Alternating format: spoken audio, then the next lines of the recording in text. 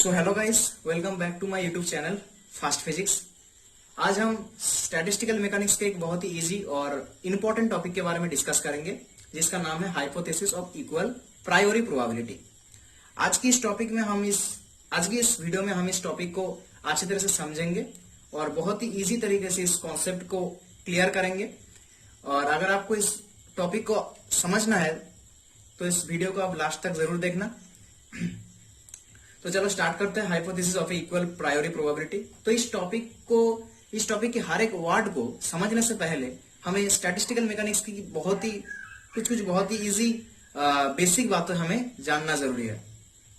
तो क्या क्या बातें हैं, पहले देखो, अगर मैं आपसे पूछूं कि स्टैटिस्टिकल मैकेनिक्स में हम करते क्या है, हम क्या काम करते हैं स्टैटिस्टिकल मैकेनिक्स पे, तो क्या होगा, उसका आंसर क्या होगा ना। हम स्टैटिस्टिकल मैकेनिक्स में लार्ज नंबर ऑफ पार्टिकल्स को क्या करते हैं, लार्ज नंबर ऑफ पार्टिकल्स को हम कंसीडर करते हैं। उसके बाद उस पार्टिकल्स को अलग अलग एनर्जी स्टेट में, सिस्टम का अलग अलग एनर्जी स्टेट में, मान लो ये एनर्जी स्टेट E1 है और ये E2 है, तो अलग अलग एनर्जी स्टेट में हम क्या करते हैं, उन पार्टिकल्स को क्या करते हैं, अरेंज करते हैं। मतलब यहाँ पे मान लो इस पार्टिकल्स का कुछ नंबर ऑफ पार्टिकल्स यहाँ पे रहेगा और कुछ पार्टिकल्स यहाँ पे रहेगा, तो ऐसे हम अरेंज करते हैं। यही हमारा मेन ऑब्जेक्ट या मेन काम है स्टैटिस्टिकल मैकेनिक्स में, कि पार्टिकल्स को अरेंज करना। अरेंज हम कैसे करेंगे, अलग अलग डिफरेंट एनर्जी स्टेट में। तो यही होता है हमारा मेन काम स्टैटिस्टिकल मैकेनिक्स में। अब देखो, जो हमने पार्टिकल्स, अब हम देखेंगे पार्टिकल्स का स्टेट क्या होता है, पार्टिकल्स का स्टेट के बारे में। तो पहले देखो, स्टेट क्या होता है ना।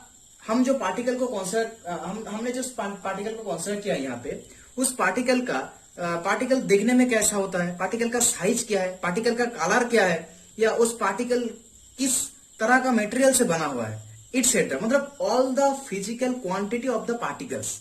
मतलब इस पार्टिकल से हमें जो क्वांटिटी इस पार्टिकल से हमें जो क्वांटिटी हमें मालूम पड़ता है, इस पार्टिकल से हमें जो क्वांटिटी, इस पार्टिकल के जो फिजिकल क्वांटिटी के बारे में हमें जानकारी मिलता है, जो फिजिकल क्वांटिटी के बारे में हमें जानकारी मिलता है, उन सारे क्वांटिटी को हम कहते हैं उन पार्टिकल्स का स्टेट। समझ में आ गया कि स्टेट क्या है, उन पार्टिकल्स का स्टेट। जो हमें फिजिकल क्वांटिटी मालूम पड़ता है इस पार्टिकल से, तो उन सारे क्वांटिटीज को मैं कहूंगा स्टेट। अब देखो, स्टेट दो टाइप का होता है। एक होता है हमारा मैक्रो स्टेट, और दूसरा होता है हमारा माइक्रो स्टेट। तो मैक्रो स्टेट का मतलब क्या होता है, देखो, मैक्रो का मतलब यहाँ पे होता है बड़ा स्टेट, और माइक्रो का मतलब होता है छोटा स्टेट। तो किस लॉजिक से हम इसको बड़ा और किस लॉजिक को इसको छोटा कहते हैं। देखो, इन पार्टिकल्स का कुछ क्वांटिटीज ऐसा होता है जिसको हम ऑर्डिनरी सेंस से ऑब्जर्व कर सकते हैं। मतलब खाली आंखों से ही हम बता सकते हैं कि इसका साइज कितना है, इसके ऊपर कितनी वॉल्यूम इसका वॉल्यूम क्या है, इसके ऊपर कितना प्रेशर लगा है, या आप कह सकते हैं इसका कलर क्या है। हम ये सब बातें क्या, इस पार्टिकल का इस पार्टिकल्स का जो फिजिकल क्वांटिटी है, इतने सारे जो फिजिकल क्वांटिटीज है, इन सारे फिजिकल क्वांटिटीज को हम ऑर्डिनरी सेंस से बता सकते हैं, ऑब्जर्व कर सकते हैं। तो इन स्टेट को, इस पार्टिकल्स का उन सारे स्टेट को या क्वांटिटीज को मैं कह सकता हूं मैक्रो स्टेट। और कुछ स्टेट ऐसा होता है या क्वांटिटी ऐसा होता है इस पार्टिकल का, जिसको हम ऑर्डिनरी सेंस से ऑब्जर्व नहीं कर सकते। जैसे मान लो मैं अगर कहूँ ये पार्टिकल कौन सी मटेरियल से बना हो, या इस पार्टिकल से या मॉलिक्यूल्स हो, उनमें गैप कितना हो या डेंसिटी कितना हो, तो ये जानने के लिए हमें क्या करना पड़ेगा, हम ऑर्डिनरी सेंस से ये ऑब्जर्व नहीं कर सकते। हमें क्या करना पड़ेगा, इस पार्टिकल को लेके हमें बहुत सारे एक्सपेरिमेंट, तरह की एक्सपेरिमेंट करना पड़ेगा। फिर हमें उसके इनसाइड में झांक के, मतलब हमें उसके इनसाइड में झांक के देखना होगा, पार्टिकल्स के मॉलिक्यूल्स को देखना होगा, जो कि बहुत ही स्मॉल मॉलिक्यूल्स, मतलब बहुत ही स्मॉल डायमेंशन का होता है। तो उन सारे चीजों को हमें देखने के लिए पार्टिकल्स के एक्सपेरिमेंट और उसके अंदर झांक के हमें देखना पड़ रहा है। मतलब हम ऑर्डिनरी सेंस से उसको ऑब्जर्व नहीं कर सकते हैं, क्योंकि उसका डायमेंशन कितना है, बहुत ही छोटा है। तो इस स्टेट को, पार्टिकल्स का ये जो क्वांटिटीज है, या ये जो स्टेट होता है, मैं उसको स्टेट को हम कह सकते हैं माइक्रो स्टेट। तो यही है बेसिक चीज। अब हम देखेंगे हाइपोथेसिस ऑफ ए इक्वल। आज की जो टॉपिक है हमारा, hypothesis of A equal priori probability, इसके बारे में हम अब देखेंगे।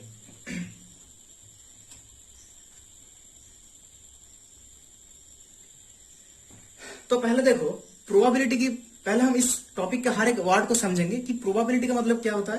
कि आपको पता है कि प्रोबेबिलिटी क्या होता है, कि अगर कोई इंसिडेंट, कोई घटना घटने का पॉसिबिलिटी को हम कहते हैं प्रोबेबिलिटी।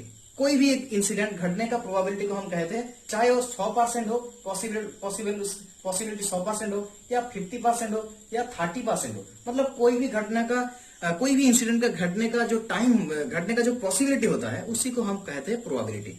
चाहे वो 100% ही हो, 100% पॉसिबिलिटी हो सकता है उस घटना का, या 50% हो सकता है या 30%, पर उसको हम पॉसिबिलिटी को हम क्या कहते हैं, प्रोबेबिलिटी। ठीक है। अब प्रायोरी प्रोबेबिलिटी किसको कहते हैं, जो प्रोबेबिलिटी हमें पहले से पता है कि इसका प्रोबेबिलिटी, इस इंसिडेंट का प्रोबेबिलिटी कितना होगा या पॉसिबिलिटी कितना होगा, उन प्रोबेबिलिटी को हम कहते हैं प्रायोरी प्रोबेबिलिटी। जैसे अगर मैं आपको एक एग्जांपल से समझाऊं, मान लो आप किसी टीचर के पास ट्यूशन पढ़ते हो और वो टीचर बहुत गुस्से वाला है, और अगर किसी ने पढ़ाई नहीं किया तो उसे बहुत मारता है। तो मान लो आप कोई एक दिन आपने बिना पढ़ाई करके ट्यूशन पहुंच गए, तो उस समय क्या होगा, आपको पता है वो सर आपको मारेगा, टीचर आपको मारेगा। तो इस सिचुएशन में आपको क्या पता है कि आपको मार खाने का जो प्रोबेबिलिटी है, पॉसिबिलिटी है, वो कितना है, 100%, क्योंकि आप जानते हो पहले से ही, आपको पता है कि मैं मार खाऊंगा आज, मार खाने वाला हूं आज सर के हाथों से। तो ये आपको पहले से ही पता है उसका प्रोबेबिलिटी, आप कह सकते हो पॉसिबिलिटी, मार खाने का आपका पॉसिबिलिटी कितना है, 100% है पॉसिबिलिटी। तो इसको हम कहते हैं प्रायोरी प्रोबेबिलिटी। आपको प्रोबेबिलिटी पहले से पता है, उस प्रोबेबिलिटी को या उस पॉसिबिलिटी को हम कहते हैं प्रायोरी प्रोबेबिलिटी। अब कुछ इंसिडेंट का प्रायोरी प्रोबेबिलिटी इक्वल होता है। जैसे मान लो एक कॉइन है हमारे पास, एक कॉइन, तो एक कॉइन आपका हो गया मैक्रोस्टेट। ये कॉइन क्या हो गया आपका, मैक्रोस्टेट। अब अगर मैं इस कॉइन को देखूं तो इस कॉइन पे क्या होगा, एक हेड होगा, एक साइड पे हेड होगा मिलेगा, और एक साइड में टेल। देखो जब हम इस कॉइन को देखा तब हमें 2 माइक्रोस्टेट मिला। पहले क्या था, एक कॉइन था मैक्रोस्टेट, फिर हमने जब उसे ध्यान से देखा तो एक हेड, एक टेल। तो अगर मैं इस कॉइन को थ्रो करूं तो इस हेड आने का पॉसिबिलिटी कितना होगा, 50%, या आप कह सकते हो प्रोबेबिलिटी होगा हाफ।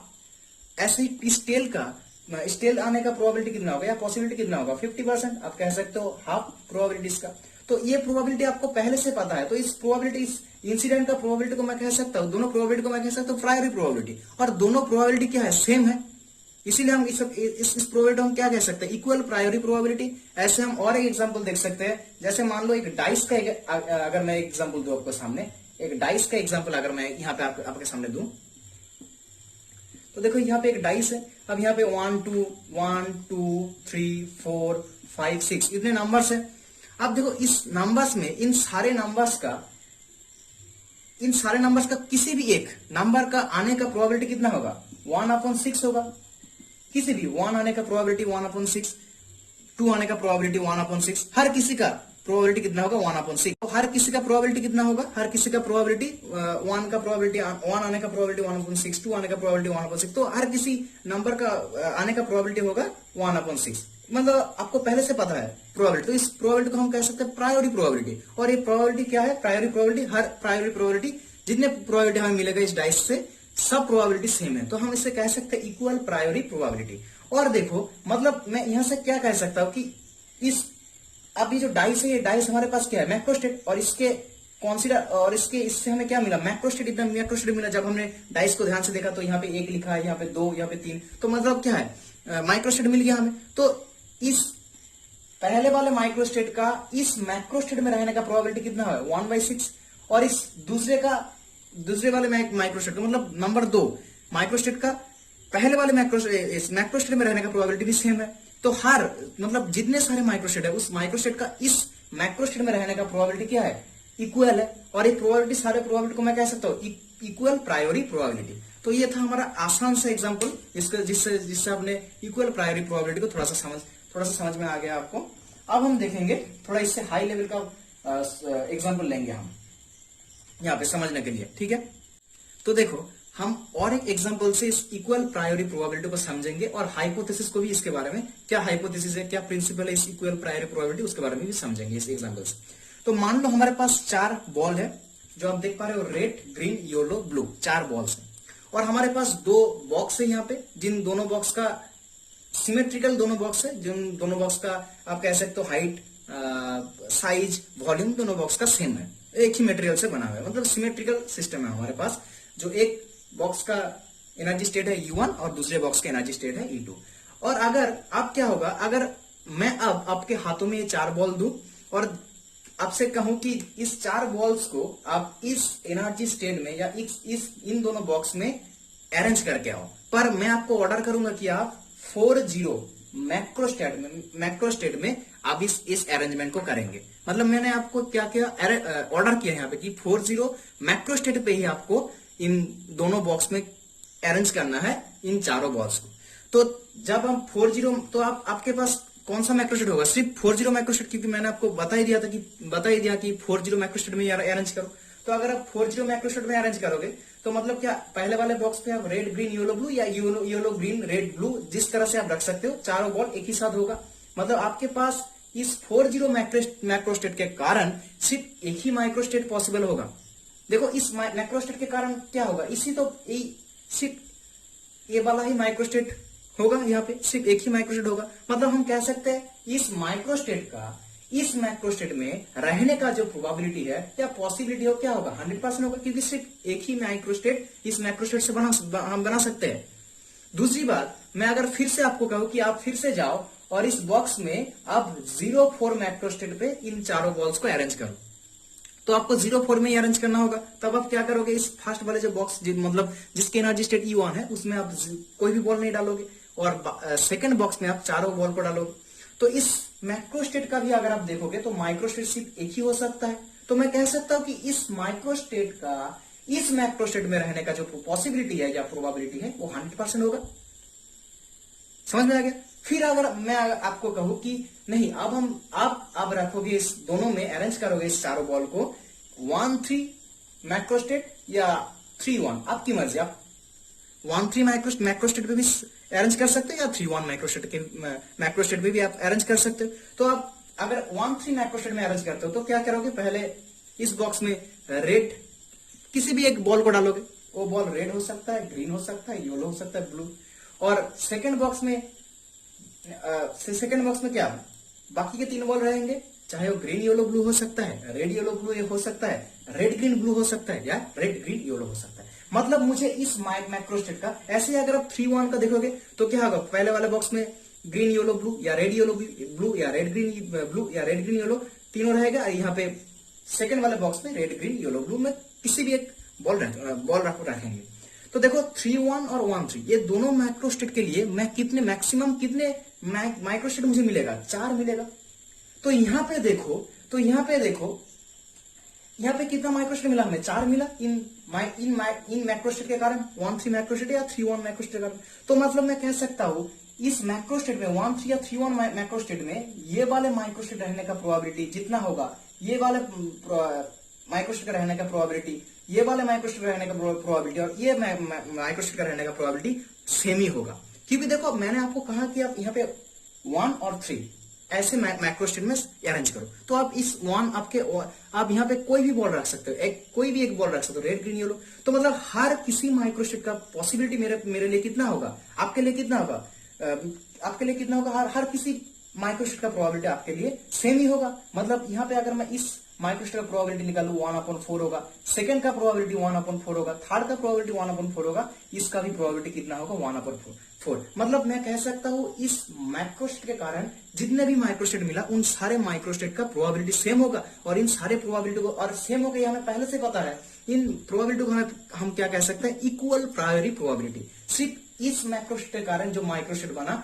उस माइक्रो स्टेट को हम क्या कह सकते हैं, इन माइक्रो स्टेट को हम कह सकते हैं इक्वल प्रायोरी प्रोबेबिलिटी। मतलब इस माइक्रो स्टेट का इस मैक्रो स्टेट में रहने का प्रोबेबिलिटी जितना होगा, इस माइक्रो स्टेट का भी उतना होगा, इस माइक्रो स्टेट का उतना, हर किसी का उतना ही होगा, सेम होगा। ये हमें पहले से पता है। और ये सब तो इसीलिए हम इसे क्या कह सकते हैं, प्रायोरी प्रोबेबिलिटी। और सब इक्वल है प्रोबेबिलिटी, तो इसको मैं इक्वल प्रायोरी प्रोबेबिलिटी कह सकता हूँ। मान लो अगर मैं आपको ऑर्डर करूं कि आप जाओ और 2-2 मैक्रो स्टेट में इस 4 बॉल्स को इस दोनों बॉक्स में अरेंज करके आओ, तो आप क्या करोगे, यहाँ पे 2 बॉल, यहाँ पे 2 बॉल रखोगे।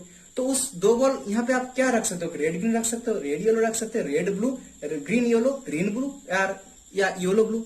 और इस तरफ क्या रख सकते हो, yellow blue, green yellow, red blue, red yellow, red green. मतलब इस माइक्रोस्टेट के कारण मुझे 6 माइक्रोस्टेट मिला, और इन सारे माइक्रोस्टेट का, इस माइक्रोस्टेट का भी इस माइक्रोस्टेट में रहने का प्रोबेबिलिटी जितना होगा, इसका भी इतना होगा, इस थर्ड नंबर का भी इस माइक्रोस्टेट में रहने का प्रोबेबिलिटी सेम होगा, इस लास्ट वाले का भी इस माइक्रोस्टेट में रहने का प्रोबेबिलिटी सेम होगा। मतलब हर किसी का प्रोबेबिलिटी कितना होगा, 1/6 होगा। इसका भी 1/6 होगा। मतलब इस माइक्रोस्टेट के कारण, मतलब इस माइक्रोस्टेट में इस माइक्रोस्टेट का रहने का जो प्रोबेबिलिटी होगा, इस माइक्रोस्टेट का भी रहने का प्रोबेबिलिटी उतना ही होगा, इस माइक्रोस्टेट का भी रहने का प्रोबेबिलिटी या पॉसिबिलिटी उतना ही होगा।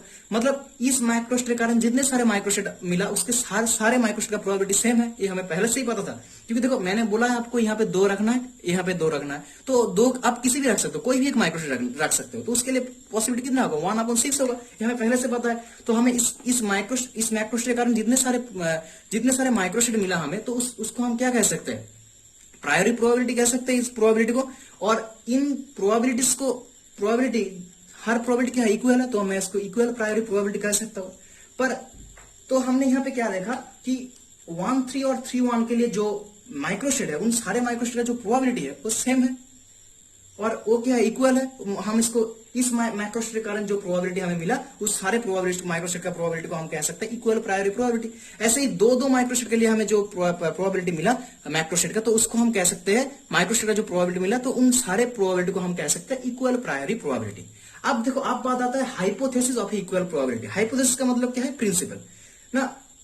प्रिंसिपल क्या बोला गया है इस इक्वल प्रायोरी प्रोबेबिलिटी में, क्या बोला गया है कि अगर आपका सिस्टम, अगर आप कोई भी सिस्टम कंसीडर करते हैं, और वो सिस्टम अगर सिमेट्रिकल हो, तो उस सिस्टम में कोई भी सारे माइक्रोस्टेट का प्रोबेबिलिटी, जितने भी माइक्रोस्टेट होगा, उन सारे माइक्रोस्टेट का प्रोबेबिलिटी सेम होगा। मतलब यहां पे जितने सारे माइक्रोस्टेट होगा, सब टोटल माइक्रोस्टेट का प्रोबेबिलिटी सेम ही होगा, अगर आपका सिस्टम सिमेट्रिकल होता है। यही है हाइपोथेसिस ऑफ इक्वल प्रोबेबिलिटी। मतलब इक्वल प्रोबेबिलिटी का जो प्रिंसिपल है, वो ये कहता है कि अगर आप कोई भी सिस्टम का कोई भी माइक्रोस्टेट का प्रोबेबिलिटी निकालते हो, कोई भी, आपको देखने की जरूरत नहीं है कि किस माइक्रोस्टेट का वो माइक्रोस्टेट है, किस माइक्रोस्टेट का वो माइक्रोस्टेट है, ये आपको देखने की जरूरत नहीं है। किसी भी माइक्रोस्टेट का, इस सिस्टम में रहने वाले किसी भी माइक्रोस्टेट का जो प्रोबेबिलिटी होगा, वो सेम होगा। ठीक है, यही बताता है hypothesis of A equal priori probability.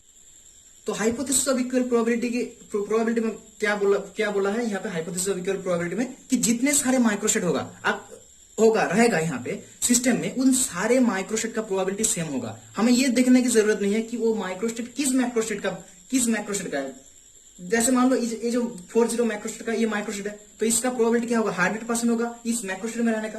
पर हाइपोथेसिस ऑफ इक्वल प्रोबेबिलिटी में क्या बोला गया है कि इस माइक्रोस्टेट का किसी भी माइक्रोस्टेट में रहने का प्रोबेबिलिटी सेम होगा। मतलब इस सारे माइक्रोस्टेट का किसी भी माइक्रोस्टेट में रहने का प्रोबेबिलिटी सेम होगा। अब हम देखते हैं कि वो कैसे होगा। देखो, पहले हमें क्या निकालना होगा, पहले मैं क्या करता हूँ, इस सारे प्रोबेबिलिटी को कैंसिल इरेज करता हूँ, यहाँ से जितने सारे प्रोबेबिलिटी है ऐसे इरेज करता हूँ, और उसके साथ मैं मैक्रोस्टेट को भी इरेज करूंगा। जितने सारे मैक्रोस्टेट आप देख पा रहे हो, उतने सारे मैक्रोस्टेट को भी मैं इरेज करूंगा।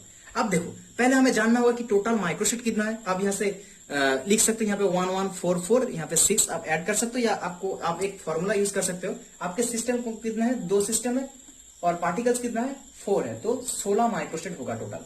तो hypothesis of equal priori probability में क्या बोला गया है कि अगर आपका सिस्टम इक्विलिब्रियम में होता है, मतलब सिमेट्रिकल होता है, तो जितने माइक्रोस्टेट रहेगा, उन सारे माइक्रोस्टेट का प्रोबेबिलिटी आपका सेम होगा। मतलब 16 माइक्रोस्टेट का ही प्रोबेबिलिटी क्या होगा, सेम होगा। मतलब अगर उसमें से किसी भी एक माइक्रोस्टेट का प्रोबेबिलिटी कितना होगा, 1/16। मतलब हर किसी का प्रोबेबिलिटी कितना होगा, 1/16। अब वो कैसे होगा, देखो हमें प्रूव करना है कि ऐसा ही होगा। अगर हमारा सिस्टम सिमेट्रिकल होता है तो ऐसे ही होना पड़ेगा। तो देखो, पहले मैं क्या कर रहा था कि आपको एक माइक्रोस्टेट ऑर्डर कर रहा था कि आप चारों बॉल को लेके जाओ, 40 माइक्रोस्टेट या 04 माइक्रोस्टेट या 13 माइक्रोस्टेट, इस माइक्रोस्टेट में आप अरेंज करो। अब मैं आपको कहूंगा कि इन चारों बॉल्स को मैं आपको हाथ में दूंगा, और अब मैं कहूंगा कि आप अपने मर्जी से इन दोनों बॉक्स में इन चारों बॉल को अरेंज करो। अपने मर्जी से आप कुछ भी मैक्रोस्टेट यूज कर सकते हो। मैंने यहाँ पे कोई ऑर्डर नहीं किया। जैसे मैंने पहले कह रहा था कि 4004 ऐसे अरेंज करो, अब मैं नहीं कहूंगा। अब मैं क्या करूंगा, आपके मर्जी से इस चार बॉल को आपको इस दोनों बॉक्स में क्या करना होगा, फिल करना होगा, मतलब अरेंज करना होगा। तो देखो, अब मुझे पता नहीं कि आप किस मैक्रोस्टेट को यूज करेंगे, इसलिए मैंने सारे मैक्रोस्टेट को यहाँ पे इरेज कर दिया, क्योंकि ये आपकी मर्जी है। मैंने कोई ऑर्डर नहीं किया आपको कि आप कितने मैक्रोस्टेट में यहाँ पे बॉल को अरेंज करेंगे। तो ये आपके सोच है कि आप कितने मैक्रोस्टेट में यहाँ पे बॉल्स को अरेंज करेंगे। पर आपके लिए कांस्टेंट क्या होगा कि आप इसके बाहर पे कोई बॉल नहीं रखेंगे, ये आपके लिए कांस्टेंट होगा, मतलब रेस्ट्रिक्शन। तो इस रेस्ट्रिक्शन के कारण जितने सारे यहाँ पे आप माइक्रोस्टेट देखोगे तो इन सारे माइक्रोस्टेट को आप कह सकते हो एसोसिएबल माइक्रोस्टेट, क्योंकि हमने यहाँ पे कांस्टेंट दे दिया कि आप बाहर पे कोई भी बॉल को आप नहीं रखोगे, इनके अंदर ही रखना होगा। तो देखो इसके लिए आप अपने मर्जी से कोई भी मैक्रोस्टेट आप यूज कर सकते हो, कोई भी मैक्रोस्टेट में आप चारों बॉल्स को यहाँ पे अरेंज कर सकते हो। इसलिए मैंने यहाँ पे मैक्रोस्टेट की जगह क्या रखा, खाली रखा। तो देखो मैंने आपको कह दिया कि आप जाओ चारों बॉल को यहाँ पे अरेंज करके आओ। तो मुझे पता नहीं आप कौन सी मैक्रोस्टेट में चारों बॉल्स को अरेंज करेंगे, पर हमें ये पता है, हम सबको ये पता है कि आप जो भी मैक्रोस्टेट यहाँ पे यूज करोगे, आप किसी भी तरह से सजाओ, अरेंज करो इस चारों बॉल्स को, पर हमें इन 16 माइक्रोस्टेट में से हमें कोई भी एक माइक्रोस्टेट तो जरूर मिलेगा। ये वाला माइक्रोस्टेट भी हमें मिल सकता है, ये वाला माइक्रोस्टेट भी हमें मिल सकता है, या ये भी माइक्रोस्टेट, या ये 16 माइक्रोस्टेट में मुझे कोई भी एक माइक्रोस्टेट तो मुझे मिलेगा ही मिलेगा। हमें मैक्रोस्टेट के बारे में कुछ पता नहीं कि आप कौन सी मैक्रोस्टेट में बॉल को सजाओगे, अरेंज करोगे, पर हमें ये पता है कि आपके सजाने से ये वाला माइक्रोस्टेट भी बन सकता है, ये वाला माइक्रोस्टेट भी बन सकता है, मतलब इन 16 माइक्रोस्टेट में से कोई भी एक माइक्रोस्टेट बन सकता है। तो इस सिचुएशन में इस सिचुएशन में हमें क्या लग रहा है कि ये जो सारे 16 जो माइक्रोस्टेट है, इन सारे 16 माइक्रोस्टेट का ही प्रोबेबिलिटी कितना होगा, पॉसिबिलिटी कितना होगा, 16 माइक्रोस्टेट का ही प्रोबेबिलिटी सेम होगा। ये वाला माइक्रोस्टेट भी आ सकता है, ये वाला माइक्रोस्टेट भी आ सकता है, मतलब सारे माइक्रोस्टेट का प्रोबेबिलिटी या पॉसिबिलिटी सेम होगा। इसका भी अगर 1/16 होता है, इसका भी 1/16 होगा, इसका भी 1/16, और इनमें जितने भी है सबका 1/16। तो पहले हम क्या देख रहे थे, हम देख रहे थे कि ये जो माइक्रोस्टेट है, इस माइक्रोस्टेट का 40 माइक्रोस्टेट में रहने का प्रोबेबिलिटी क्या था, 100% था। अब हम क्या देख रहे हैं, इस माइक्रोस्टेट का किसी भी माइक्रोस्टेट में रहने का प्रोबेबिलिटी क्या होगा, 1/60। क्योंकि हमें पता नहीं आप कौन सी माइक्रोस्टेट में सजाओगे, पर हमें पता है इन 16 आप जो भी अरेंज करोगे, जिस तरह से आप माइक्रोस्टेट से आप अरेंज करोगे, हमें कोई ना कोई 16 में से कोई ना कोई माइक्रोस्टेट हमें जरूर मिलेगा। तो उन सारे माइक्रोस्टेट, तो हमें हमारे पास जो 16 माइक्रोस्टेट है, इस 16 माइक्रोस्टेट में से कोई भी एक माइक्रोस्टेट का आने का मतलब होने का प्रोबेबिलिटी क्या होगा, या पॉसिबिलिटी 1/16 होगा। क्योंकि हमें सब सेम लग रहा है कि ये भी हो सकता है, ये भी हो सकता है। तो यहाँ पे कोई मैक्रोस्टेट का बात नहीं आया जी, जैसे इस माइक्रोस्टेट का 2 में रहने का प्रोबेबिलिटी, ऐसा कोई बात नहीं है। ये माइक्रोस्टेट कोई भी एक माइक्रोस्टेट में रह सकता है, क्योंकि मैंने कोई ऑर्डर ही नहीं किया कि आप यहाँ पे इस माइक्रोस्टेट में सजाओ।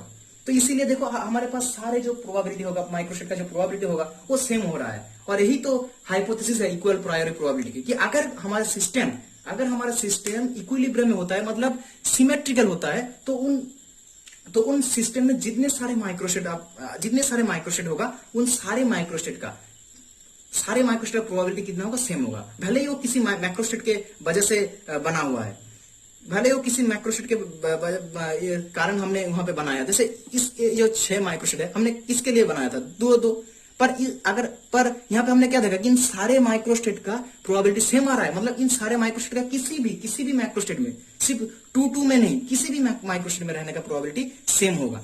तो यही था hypothesis of equal priori probability, जिसको हमने यहाँ पे प्रूव भी किया, ठीक है, और प्रूव भी किया यहाँ पे। तो यही था हमारा आज का वीडियो। उम्मीद है आपको इस वीडियो अच्छा लगा होगा टॉपिक को। अगर आपको ये टॉपिक हेल्पफुल रहा होगा तो आप वीडियो को लाइक कर देना, और चैनल को प्लीज सब्सक्राइब कर देना, और कमेंट में बता देना कि आपको वीडियो कैसा लगा।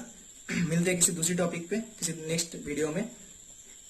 तब तक के लिए goodbye, thanks for watching this video, good night.